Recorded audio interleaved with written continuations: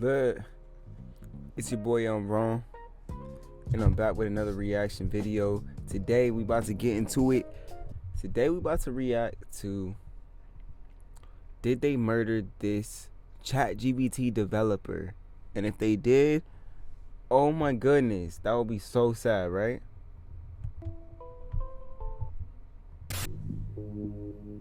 No way. When one of the men who helped build ChatGPT quit his job and spoke out publicly against the platform, calling it bad for mankind, he lost his life shortly after.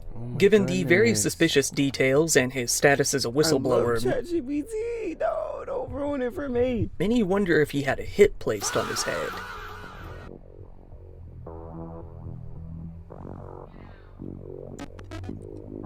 Wow.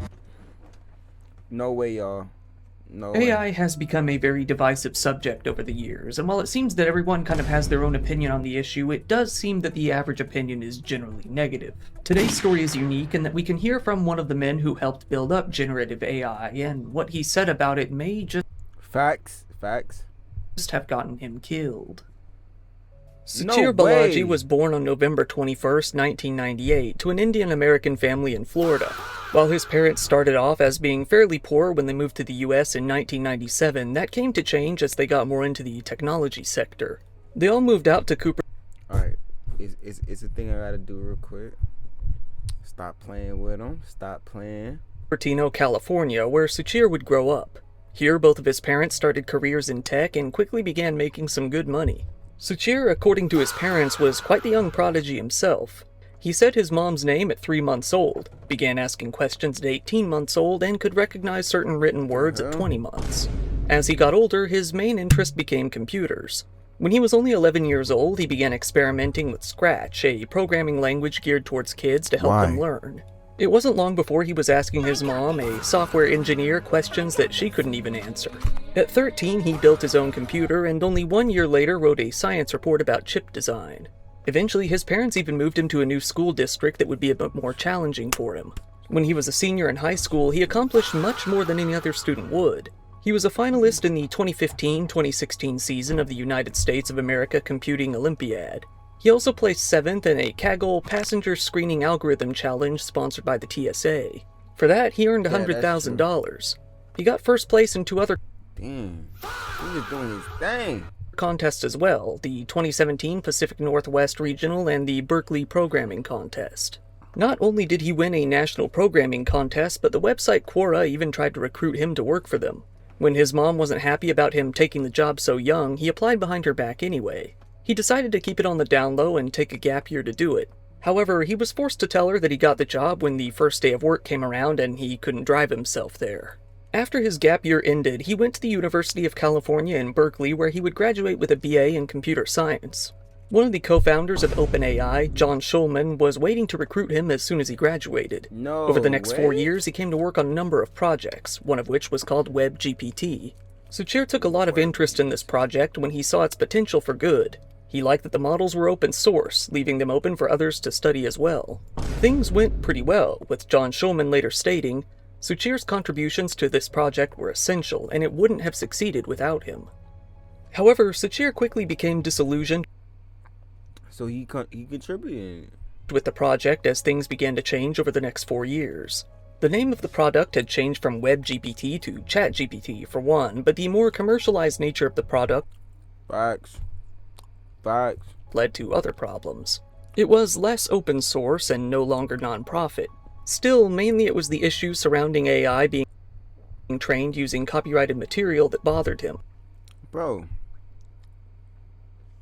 Suchir was one person in charge of organizing and gathering more data from the internet to train the AI. Suchir, worried about the consequences for publishers, creators, artists, and society as a whole, couldn't continue working on it any longer. Suchir even began to criticize the CEO of the company, Sam Altman, in conversations with his friends and family. Although his family said that they didn't hear too much, his friends have said that he was pretty open about his contempt for the CEO. His mother stated, "Suchir hated him, that much I can tell you. All his friends say he was very vocal against Sam Altman." In August of 2024, Suchir quit his job with OpenAI, saying, "If you believe what I believe, you have to just leave the company." He he still had an interest in nonprofits and using his programming to help others somehow. One thing that he really wanted to do was start his own nonprofit. He told his mom that he was working on something cool, calling them personal projects. It seemed he wanted to make a nonprofit based on machine learning and neuroscience. Wow. However, he had come to feel that AI in general was harmful to humanity.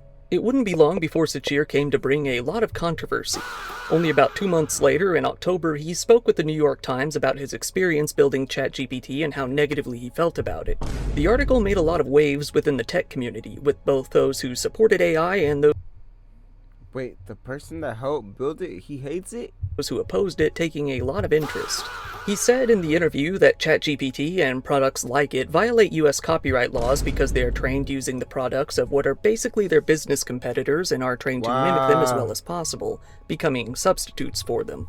He said that they undermine the commercial viability of those individuals, companies, and organizations that they harvest data from. His fears felt more like reality when the company began to get bombarded with all sorts of lawsuits from corporations, creators, authors, and even more. Not only was Suchir one of the first employees to quit a major AI-related company like this, he also revealed a lot about how they actively break copyright laws to create their products. This attracted a lot of heat very immediately. Various different AI organizations, especially OpenAI, heavily disagreed with his comments and called his words allegations. They said that ChatGPT was, quote, grounded in fair use and related international copyright principles that are fair for creators and support innovation, and trained on publicly available data. Suchir felt the need to defend his comments more in depth. First, he wrote a long tweet explaining how he felt more in detail. He wrote, To give some context, I was at OpenAI for nearly 4 years and worked on ChatGPT for the last 1.5 of them. I initially didn't know much about copyright, fair use, etc., but became curious after seeing all the lawsuits filed against Gen AI companies. When I tried to understand the issue better, I eventually came to the conclusion that fair use seems like a pretty implausible defense for a lot of the generative AI products, for the basic reason that they can create substitutes that compete with the data they're trained on. Let's get it. I've written up more detailed reasons for why I believe this in my post. Obviously, I'm not a lawyer, but I still feel like it's important for even non-lawyers to understand the law, both the letter of it and also why it's actually there in the first place. That being said, I don't want this to read as a critique of ChatGPT or OpenAI per se, but fair use and generative AI is a much broader issue than any one product or company. I highly encourage ML researchers to learn more about copyright. It's a really important topic, and precedent that's often cited like Google Books isn't actually as supportive as it might seem. As he said he would, he did write a much more detailed post on his blog explaining his opinions. As OpenAI was already in the middle of being sued for copyright infringement by a number of different authors and publishers, they felt that they didn't need the bad press. Things were made more serious for Suchir when the New York Times identified him as being only one of 12 people having specific documents very relative to the ongoing copyright infringement case, someone who could be a real asset to their side. Suchir didn't deny this either. On the contrary, he made it clear that he was completely willing to testify against OpenAI. Suchir, however, didn't seem afraid of the power his old company held. He was living his life as normal, searching for a new career and seeing what might await him. He was regularly hanging out with his friends, said that his career would really take off within a year, and seemed upbeat and happy. No way! He was still receiving consistent job offers as well, scheduling some interviews. In fact, a recruiter from Jane Street contacted him on LinkedIn and offered him a job with an $850. On top of that, and he was invited to speak at his old university on November 18th. However, he had to turn that one down. He planned on being out of town between the 16th and the 23rd of November. His 26th birthday was coming up on the 21st, and he was looking forward to celebrating it on a camping trip with some of his friends. Better not throw add-ons.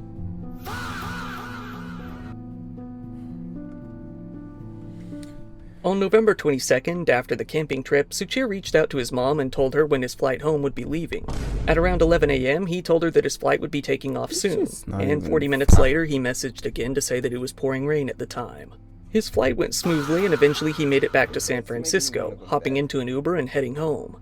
The Uber driver said that he exited the car with a large suitcase and went directly into his apartment building.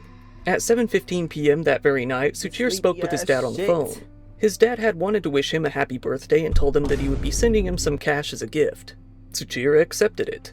On the call, he was very upbeat and happy. His parents said, he was very happy. He had a blast. He had one of the best times of his life. He ended the call by saying that he was going to get some dinner. That would be the last time that either of his parents would ever speak to him. Suchir left his apartment at around 7:30 to go grab some food, dressed in jeans and a zip-up jacket.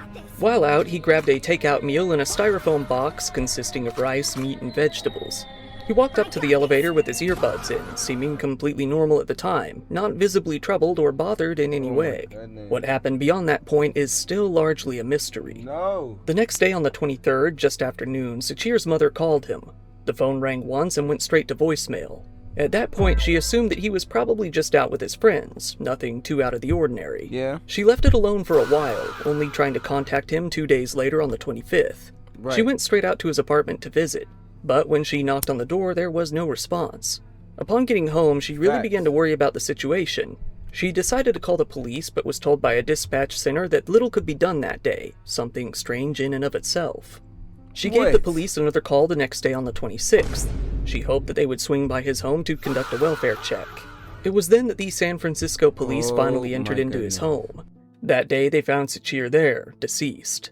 The police said that they found Suchir on the bathroom floor of his apartment in front of the mirror, lying on the floor. They found a gun nearby, one registered to Suchir that had been purchased almost 2 years earlier in January of 2024. The whole thing was over in about 40 minutes. The police quickly decided that it was self-inflicted and removed the body from the home. The San Francisco Police Department Public Information Officer said in an email statement, "No evidence of foul play was found during the initial investigation." Suchir's parents were especially unhappy that the police had closed the case and turned Suchir's body over to the medical examiner's office within an hour of discovering it. However, the police said that the case was still Poor boy. open, although they refused to elaborate. This was all suspicious, especially considering that Suchir had become somewhat of a whistleblower for a major company with a lot of power. He held a lot of potential power against OpenAI in the large legal battle they were fighting, and expressed his interest in testifying against them. Facts, he did. With his abrupt, sudden death with no lead-up, no hints, no notes left behind, no history of depression, and great prospects for the future, it was all highly suspicious, especially to his family. Suchir's father stated of their last call, "He was happy, he didn't show any depression, he had just returned, and in the end he said, 'I'm going for dinner, I'll talk to you later.' Usually he goes out for dinner. What can go wrong within a few hours that his life is lost?" OpenAI was pretty tight-lipped about the whole situation at first. They refused to comment at all, actually. Eventually, in a statement to Business Insider, they said that they were devastated to hear what had happened and that they would be in touch with Suchir's parents to offer their support during the difficult time. They said, in what ironically seemed like a cold ChatGPT response, "Our priority is to continue to do everything we can to assist them." So what I'm trying to understand is, what does ChatGPT had to do with this? We first became aware of his concerns when the New York Times published his comments, and we have no record of any further interaction with him. We respect his and others' right to share views freely. Our hearts go out to Suchir's loved ones, and we extend our deepest condolences to all who are mourning his loss. I'm 6 for 6. The case gained even more attention when Elon Musk, who admittedly does Afterward. not like Sam Altman, came out on Twitter, responding to Suchir's mother's post and saying that the whole thing didn't seem self-inflicted. Suchir's parents weren't satisfied that the police refused to release any sort of report or autopsy result. In turn, they decided to raise awareness. They noted that when they entered into his apartment, they found many inconsistencies with the blood spatter formations. They went ahead and hired private investigators as well as paid for a separate private autopsy. When the results came back in December 2024, they were shocked but not surprised. This private autopsy said that Suchir had been shot from an angle that he couldn't have carried out himself. They and their lawyers didn't release the results at that time, causing some to doubt them. Their lawyer even stated that the results didn't conclusively prove murder. All of this led to the public doubting them to a degree, feeling that they likely didn't find anything substantial. However, that would soon come to change. 2 months had passed since Suchir's death, and his parents were very frustrated with how the official investigation and the response was going. Not knowing what else to do, they called for the governor of California, Gavin Newsom, to do something. They contacted the Attorney General, Rob Bonta, as well. They even tried to get in touch with the Trump administration to get an independent FBI investigation of the case. With no official autopsy being with a salary in the millions. This led to a lot of people believing that the police may have been right fairly early on. The police also stated that the only entrance to Suchir's 4th floor apartment was deadbolted from the inside when they arrived, and that the windows only opened 4 inches and would have been impossible to enter through. They said that they found no indication from any surveillance video or key fob records that someone else had entered. It seemed fairly convincing. However, later, the police stated that Suchir had a blood alcohol level of 0.178, which would have been over twice the legal limit to drive. This was already out of character. Then, they also noted that he had high levels of GHB in his system, which is often used as a date rape drug to incapacitate others. That claim did nothing but raise suspicions even further.